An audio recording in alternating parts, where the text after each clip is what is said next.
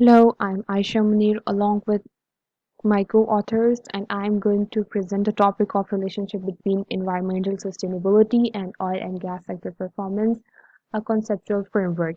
Let's start with a little bit of introduction. As we all know, sustainability issues are increasingly affecting all of the world sectors, specifically oil and gas companies.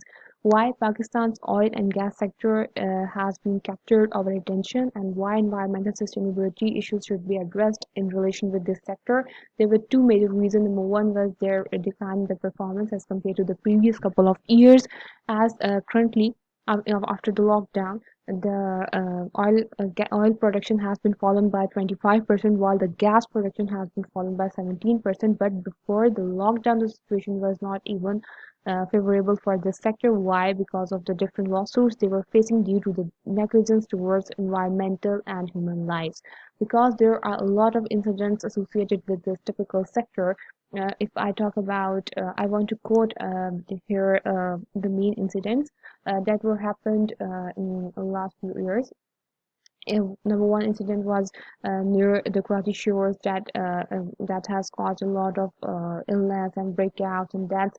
And a couple of years ago, in 2017, there were two main incidents happened because of oil and gas sector negligence, and it has caused almost 300 deaths in single incidents. And it also has caused a lot of breakouts and illness and environmental damages. And after that, this sector has faced a lot of backlashes, and their stakeholders have pressurized them to address the environmental issues and to indulge these issues and their orientation in their strategy formulation. Even after these health issues and the need of environmental sustainability. There is no study to demonstrate the value and importance of environmental sustainability orientation in oil and gas companies of Pakistan as a developing country. Although the previous literature that has addressed this orientation in case of other sectors has all just focused on repeatedly some financial measures like ROA, ROE, ROI, and market share. Therefore, this study aims to propose a conceptual framework for environmental sustainability orientation in the context of oil and gas sector to demonstrate the integration of environmental sustainability orientation in business practices to boost financial and non-financial. Let's discuss briefly its literature review that has helped us to develop the conceptual framework. So if I talk about just oil and gas sector performance, then it has been measured by financial measures as we went through the literature, and I've also go to the literature and references here. They have repeatedly used ROA, ROE, EPS, ROI, and market share growth, while they have neglected the non-financial dimensions. So the authors have recommended to use both dimensions to measure the complexity and of oil and gas sector performance, and some authors also recommended to use the balanced scorecard dimensions to cover both financial and non-financial performance. If I talk about environmental sustainability orientation, then most of the studies have been conducted to cover just environmental perspective, and they have ignored the internal side perspective. In case of Pakistan, it has been neglected by the literature to they have not studied the environmental sustainability orientation in this way in case of Pakistani oil and gas sector. So there is a need to study the both dimensions if we talk about this environmental sustainability orientation, and if we talk about the dimensions of that I mentioned and the whole relationship aspect of environmental sustainability orientation and firm performance, then most of the studies all over the world have been conducted in case of SMEs, and the researchers have found the positive relationship between both of the aspects. But again, they have used the financial measures and thus ignored their non-financial measures.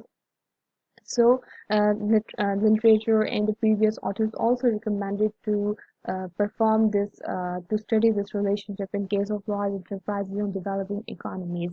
If I talk about the theoretical background, and the stakeholder theory provides the interrelation between the firms and their stakeholders. According to stakeholder theory, environmental related issues is now a major concern for business firms. government agencies, and decision makers in business environment. And businesses are now forced to adopt the environmental sustainability orientation to handle the stakeholder pressure, and it can be dealt by focusing either internal, external, or both.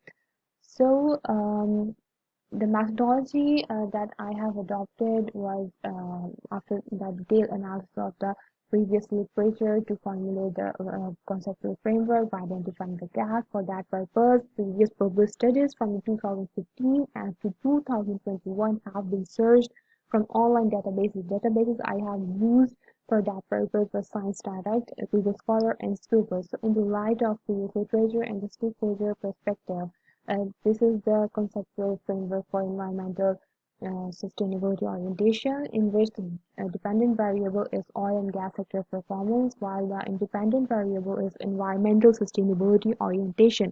Environmental sustainability orientation has been divided into external and internal dimension. Why? Because it was necessary to cover both dimensions: internal perspective, policies, and external stakeholders' perspective.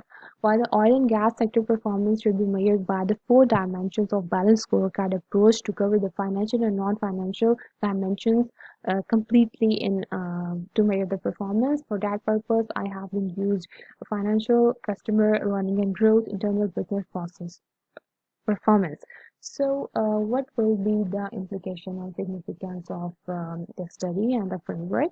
So, this paper will contribute to the existing literature of environmental sustainability orientation in oil and gas to eliminate negative impacts on the environment.